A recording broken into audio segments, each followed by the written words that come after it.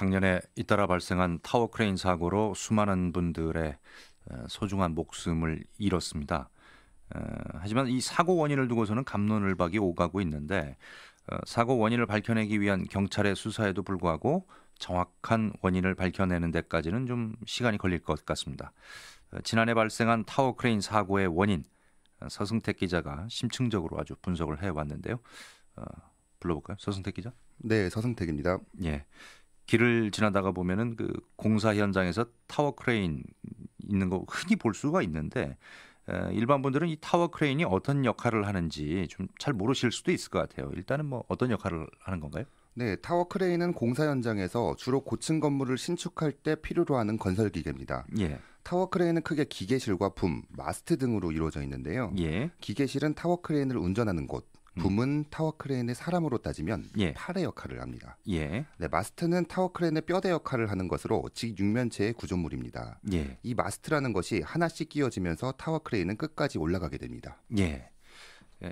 그렇게 생각을 하시면 될 것 같아요. 코끼리가 있는데 이 다리가 기둥이라고 할 만한 마스트, 그리고 이 코끼리 코가 붐, 팔 역할을 하는 붐, 그리고 이제 이 조종실이 있고 이렇게 생각하시면 될 것 같습니다. 지난해 이 타워 크레인 사고 얼마나 많이 있었고 또 사상자는 얼마나 발생을 했습니까? 네, 지난해 의정부와 남양주, 용인 등 전국적으로 총 6건의 타워 크레인 사고가 발생했고 17명의 사망자가 발생했습니다. 예, 그럼 먼저 그 타워 크레인 사고 현재 이 경찰이 수사하고 있는 게 있죠? 네, 남양주 타워 크레인 사고를 제외한 나머지 사고들에 대한 원인은 경찰에서 여전히 분석 중에 있습니다. 아, 예. 대부분의 언론들은 타워 크레인의 노후화나 결함을 사고 원인으로 지목했는데요. 예. 일각에서는 기기 결함이 사고 원인이 아니라는 주장이 나오고 있습니다. 예. 기기 결함이 아니면 그럼 다른 사고 원인이 있다는 뜻인가요? 네, 그렇습니다. 실제로 건설 현장에서 일하고 있는 인부들의 말을 들어보면 기기 결함보다는 작업 부주의로 인한 인재라는 주장도 이어지고 있습니다. 대부분의 타워 크레인의 사고 원인이 기기 결함이 아닌 안전사고라는 것입니다. 현장에서 근무하는 근로자의 말 들어보시죠. 사람 실수는 인력이 너무 부족해요. 그러니까 인상을 지금 내일 해야 되는데 한 달 정도 늦춰지는 경우가 거다하거든요. 그러다 보니까 사람을 극도로 막 수습하다 보니까는 호흡이 안 맞아가지고 3분의 2가 사람 실수예요. 기계 결함이라 하면은 운전 중에 가동을 하다가 타고가 넘어가든지 이런 일이 있어야 돼요. 근데 타고 가동하다가 타고 넘어가는 경우가 한 번도 없어요. 네, 현장 근로자의 말을 들어보면 언론에서 주장하는 것처럼 타워 크레인의 기기 결함이라고 가정했을 때 타워 크레인이 작동하는 과정에서 사고가 나야 됩니다. 예. 하지만 작년 타워 크레인 사고를 보면 타워 크레인은 작동하지 않고 크레인의 높이를 올리는 인상 작업을 할 때 사고가 발생했습니다. 예.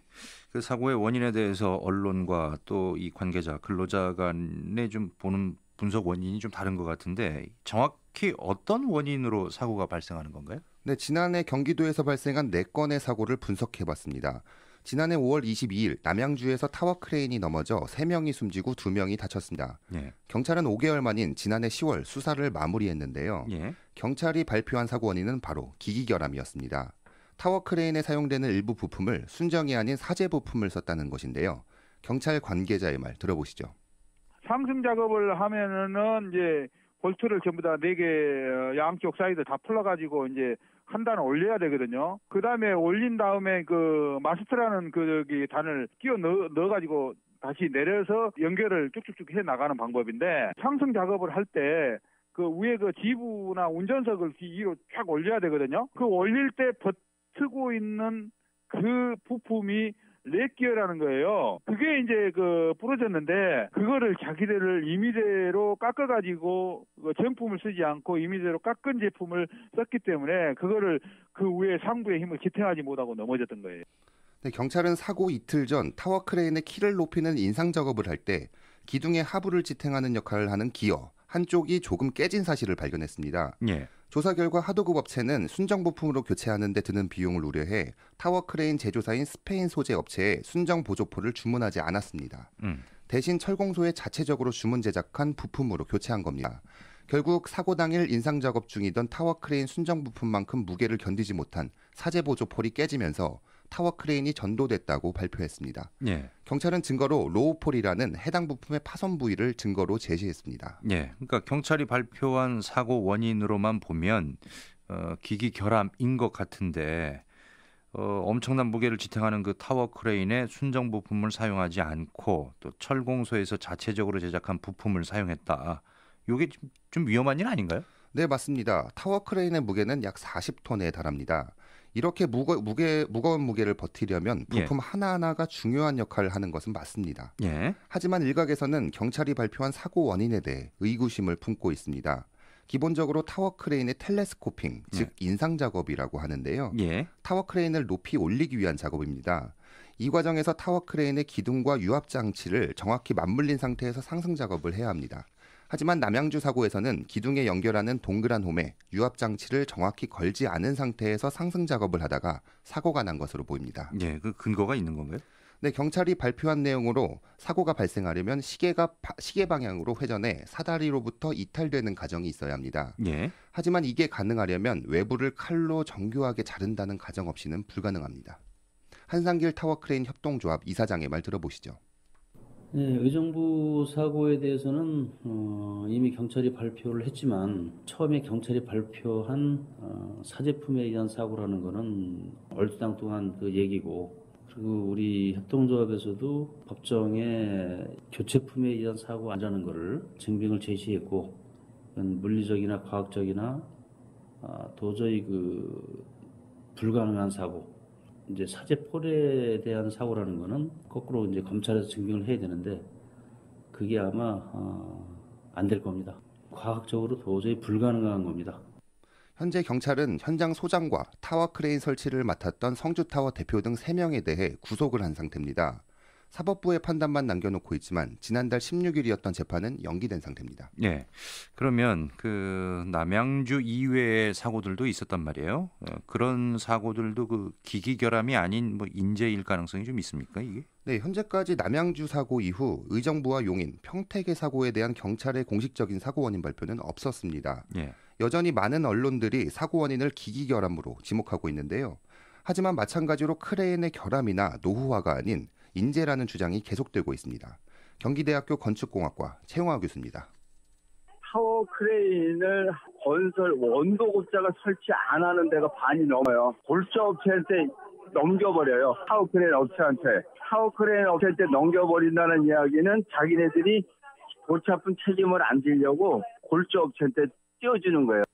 네, 지난해 10월 남양주의 공사 현장에서 발생한 타워 크레인 사고 역시 안전수칙을 준수하지 않아 사고가 발생했다는 의견이 나왔습니다. 예. 타워 크레인은 일반적으로 본체와 기둥으로 구성됐는데요. 예. 타워 크레인의 높이를 올리기 위한 인상 작업을 할 때 반드시 본체와 기둥이 볼트, 즉 본체와 기둥의 고리가 연결돼 있어야 됩니다. 이 연결고리가 제거됐을 때는 일체 회전조차 하지 못하게 하는 것이 안전수칙입니다.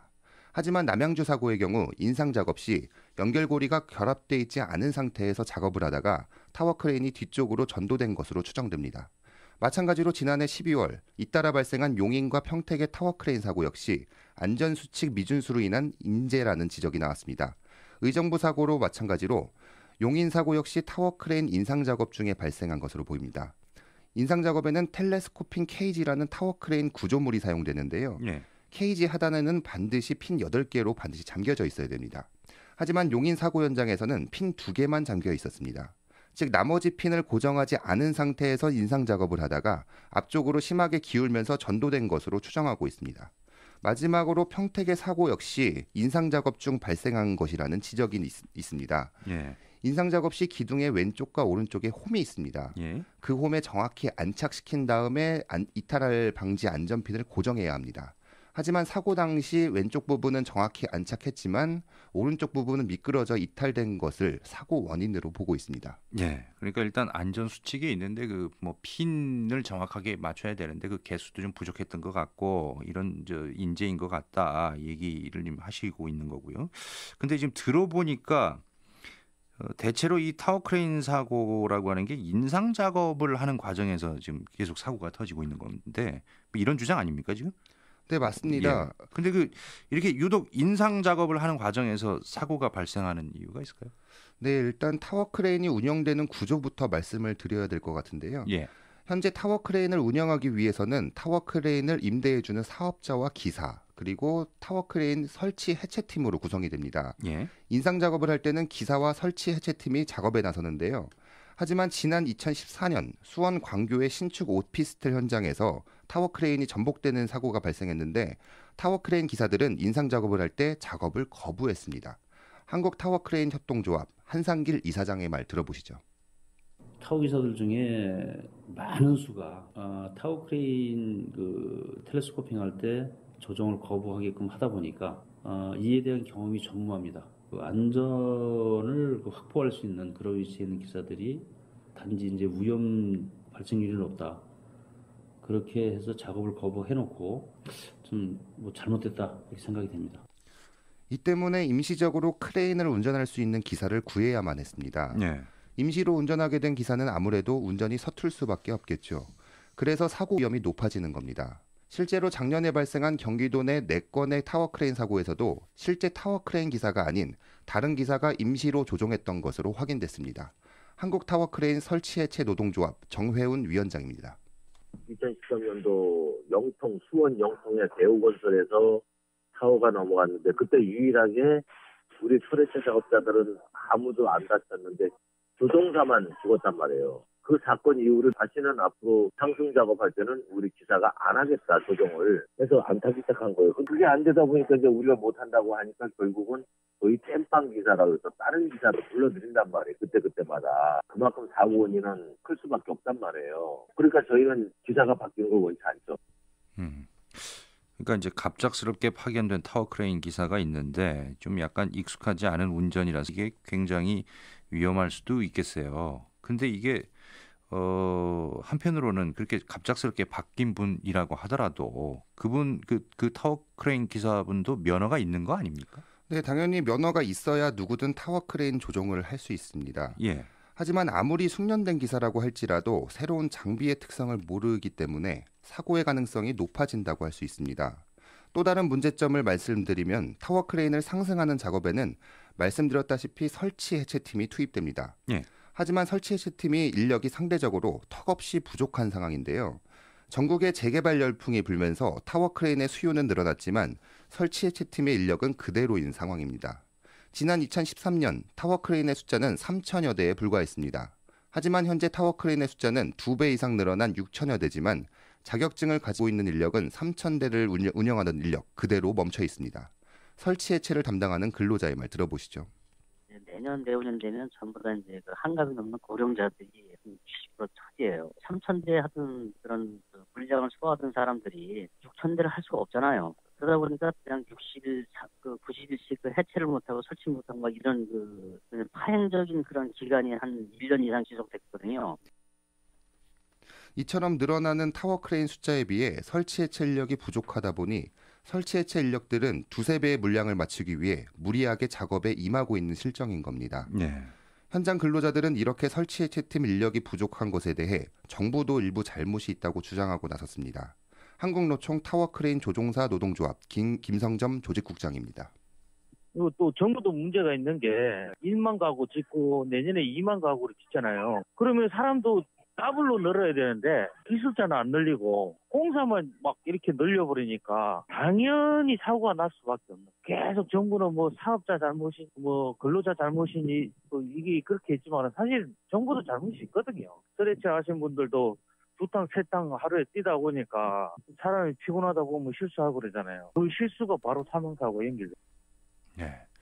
들어보니까 지금 이 타워크레인 사고라고 하는 게 인상 작업, 이 단을 쌓아갖고 올리는 그런 작업 과정 중에서 주로 일어나는 것 같고요.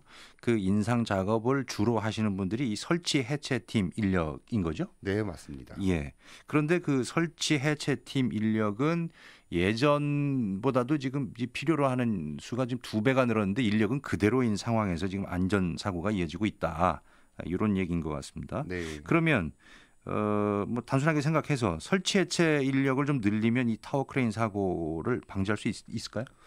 물론 설치 해체 인력 부족이 모든 타워크레인의 사고의 원인은 아닐 겁니다. 예. 하지만 사고 원인 중 한 부분을 차지하고 있는 것은 분명한 사실입니다. 정확한 분석을 위해 지난 1991년부터 현재까지 타워크레인 사고 내용을 정리해봤는데요. 예. 현재까지 총 84건의 타워 크레인 사고가 발생했습니다. 이 중에서 상승 작업 도중 설치 해체 과정에서 발생한 사고가 65건으로 77%에 달했습니다. 예. 주요 원인으로는 작업 방법 불량과 표준 안전 작업 절차 미준수였습니다.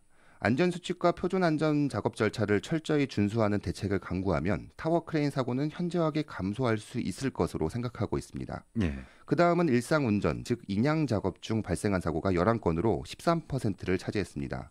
놀라운 점은 일부 언론에서 계속적으로 주장한 장비 노후화는 한 건도 없었다는 점입니다. 예. 지금 이제 우리 서승택 기자가 지금 말씀하신 것처럼 상승 작업 도중에 벌어지는 이 설치 해체 과정에서 발생한 건수가 77%, 거의 뭐 이 작업 중에서 사고가 난다는 얘기인데, 타워 크레인 사고가요. 이게 뭐 장비 결함이라기보다는 통계적으로 또 봤을 때 이게 어쩌면 이게 강요된 인재가 아닌가, 이런 표현이 좀 어울릴 것 같은데, 이 정부 입장은 어떤가요?